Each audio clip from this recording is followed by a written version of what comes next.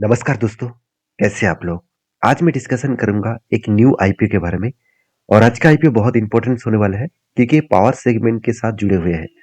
Power sector के साथ जुड़े हुए हैं और वो भी पावर ट्रांसमिशन का काम करते हैं। अब ये पावर ट्रांसमिशन होता क्या है?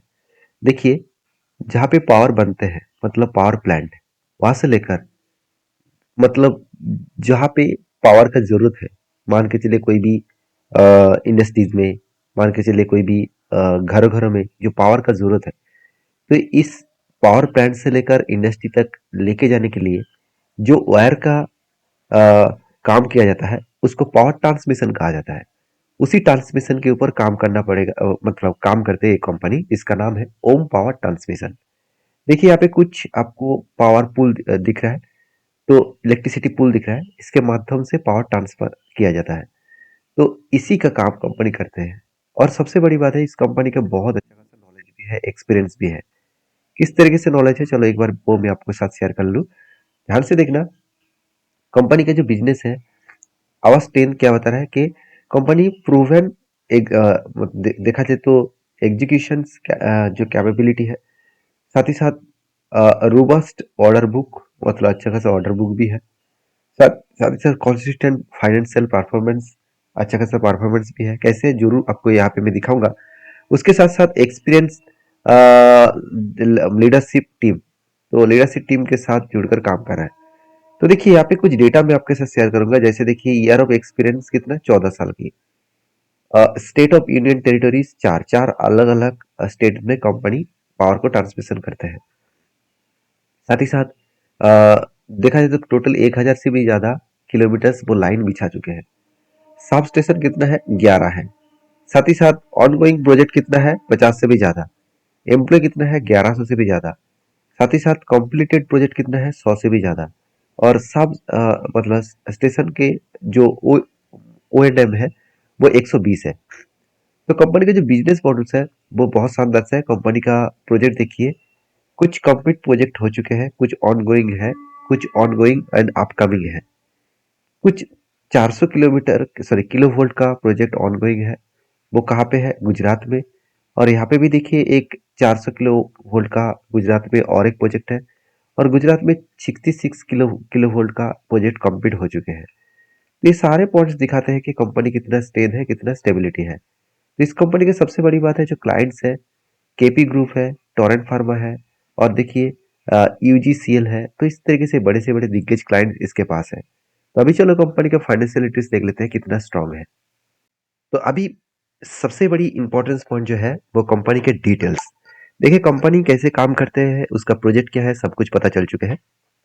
अभी ये देखना है कि कंपनी किस तरीके से फाइनेंशियल को मेंटेन करता है, किस तरीके से बिजनेस कर रहा है। देखिए ओम पावर ट्रांसमिशन जो है वो बेसिकली आईपीओ लेकर है 9 तारीख से लेकर 13 तारीख। और इसका प्राइस बैंड रहेगा 166 से लेकर 175 के आसपास। और 599 शेयर के टोटल का इसका मार्केट कैपिटल है, मतलब एक छोटा सा स्मॉल कैप टाइप कंपनी है। और सबसे इंपॉर्टेंट पॉइंट है, करीबन 150 करोड़ का आईपीओ है।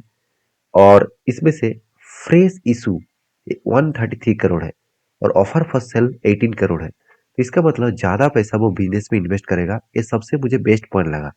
क्योंकि बिजनेस में ज्यादा पैसा इन्वेस्ट होगा तो इसका मतलब उस कंपनी में ग्रोथ पोटेंशियल भी अच्छा होगा। तो अभी चलो बाकी डिटेल्स भी देख लेते हैं। जैसे आप यहाँ पे देखेंगे कि कंपनीज के जो अबाउट सेक्शन है ओम पावर ट्रांसमिशन का, अबाउट सेक्शन में एक डेटा देखेंगे तो कंपनीज के कहाँ कहाँ पे काम हुआ है, किस तरीके से काम कर रहा है, टोटल प्रोजेक्ट का डिटेल्स यहाँ पे मेंशन किया गया है, जो मैंने आपको पहले ही बता चुका हूँ। अभी कंपनी का फाइनेंशियल डिटेल्स में आ जाते हैं। सबसे पहले देखो एसेट के बारे में, 105 करोड़ एसेट था 2023 में। उसके बाद 117 बने, उसके बाद 150 बने। तो अच्छा खासा एसेट ग्रोथ हुआ। उसी तरीके से कंपनी का इनकम भी ग्रोथ हुआ, 121 से लेकर 184 सीआर, उसके बाद 281 सीआर। इसका मतलब 2025 तक एक अच्छा खासा मैसिवली टोटल इनकम ग्रोथ हुआ। अभी 2026 का मार्च खत्म हुआ है, अभी तक डेटा आया नहीं है। तो कोई बात नहीं, जिस तरीके से स्टेन बना है तो अच्छा खासा ग्रोथ ही होगा। प्रॉफिट भी देखिए 6 से लेकर 7 करोड़ बने, उसके बाद 22 करोड़ बने। एक मैसिवली जंप देखने को मिला। और सबसे मुझे बेस्ट पॉइंट ये लगा कि कंपनी का कर्जा ज्यादा था, वो धीरे धीरे करके कम हो चुके हैं।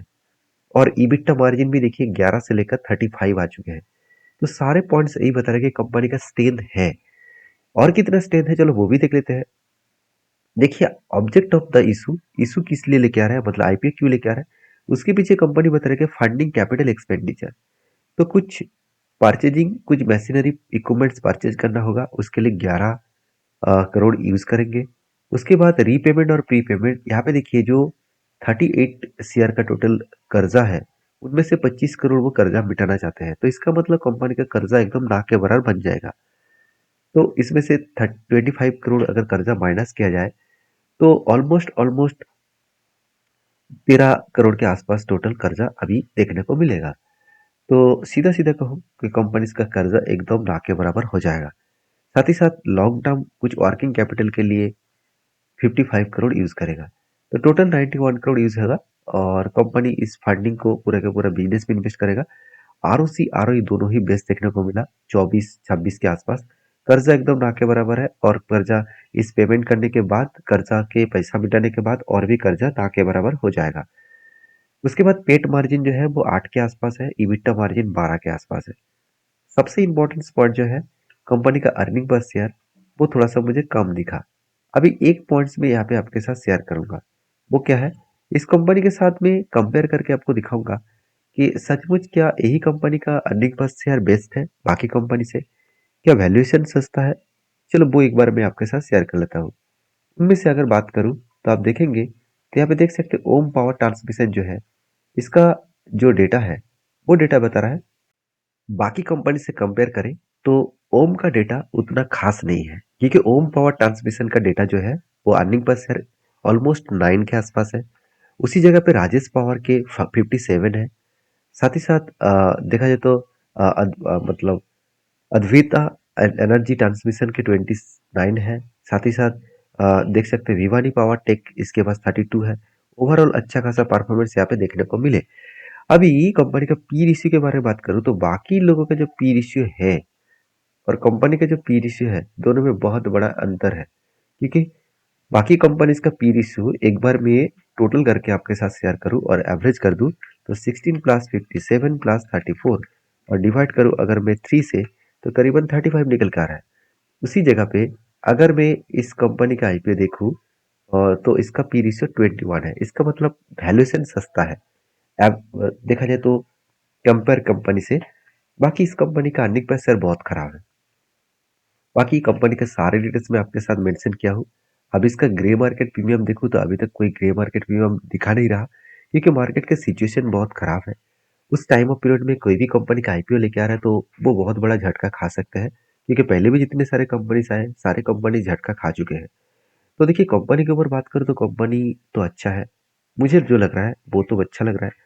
और बाकी कंपनी का फाइनेंशियल डिटेल्स भी अच्छा है। एक दो पॉइंट्स थोड़ा सा वीक है, बाकी सारे पॉइंट्स तो पॉजिटिव है। फिर भी इस खराब टाइम में आईपीओ लेके आ रहा है, तो ये खराब टाइम मतलब इस नेगेटिव टाइम में आईपीओ लेके आ रहा है, तो जहाँ पे कंपनी के ऊपर झटका लग सकते हैं। बाकी आपकी क्या ओपिनियन है जरूर कमेंट्स करके बताना। मैं इस कंपनी के ऊपर लास्ट डे एक वीडियो बनाऊंगा, जिस दिन इसका अप्लाई करने का लास्ट डे होगा, तब मैं आपको बताऊंगा कितने लोग इस कंपनी के ऊपर सब्सक्राइब किया है और इस कंपनी के ऊपर ग्रे मार्केट प्रीमियम क्या चल रहा है। वो दोनों डेटा देखने के बाद ही मैं इस कंपनी के ऊपर काम करने वाला हूँ। तो चलो मिलते हैं इसी तरीके से नया एक अपडेट लेकर। तब तक के लिए आप मुझे फॉलो करके रखिएगा इस तरीके से अपडेट पाने के लिए। मिलते नेक्स्ट वीडियो में, तब तक के लिए अपने ख्याल रखना। Bye bye.